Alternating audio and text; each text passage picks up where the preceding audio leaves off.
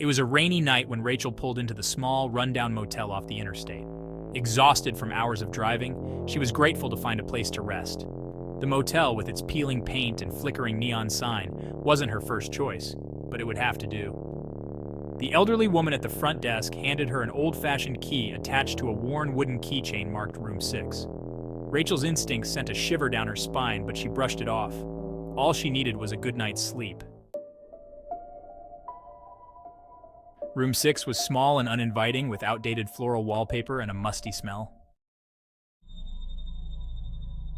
But the most unsettling feature was an ornate antique mirror hanging on the wall opposite the bed. It was oval in shape, with a gilded frame that looked out of place in the shabby room. Rachel thought about covering it with a towel but decided against it.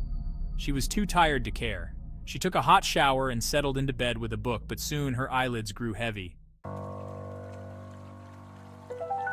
Just as she was about to drift off, she heard a faint whisper. It was so soft she thought she might have imagined it, but then she heard it again. It seemed to be coming from the mirror. Rachel sat up and glanced at the reflective surface. At first, she saw only her tired face staring back, but as her eyes adjusted, she noticed something behind her reflection, a shadowy figure standing near the foot of the bed. Her heart raced as she spun around, only to find the room empty. Breathing heavily, she returned her gaze to the mirror. The shadow was gone, leaving just her pale face and wide, fearful eyes. Trying to convince herself it was a trick of the light, she turned off the lamp and lay back down. But sleep was elusive. Around midnight, Rachel woke to the sound of glass shattering. The mirror was intact, but an icy draft seemed to penetrate the room, causing the curtains to flutter. Trembling, she approached the mirror and saw her breath fog up the glass, an impossibility given the summer heat outside. A chill ran up her spine as distorted shapes began to form in the reflection. They twisted and writhed, gradually taking the shape of anguished faces, their mouths open in silent screams. Horrified, Rachel tried to look away, but some invisible force seemed to compel her to watch.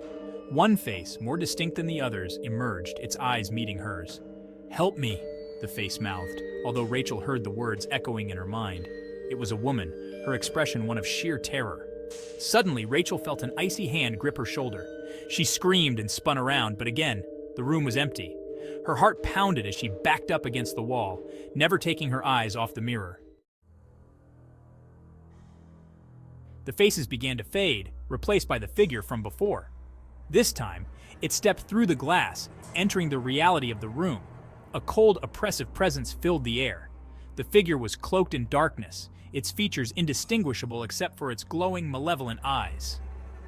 It reached out a skeletal hand toward her.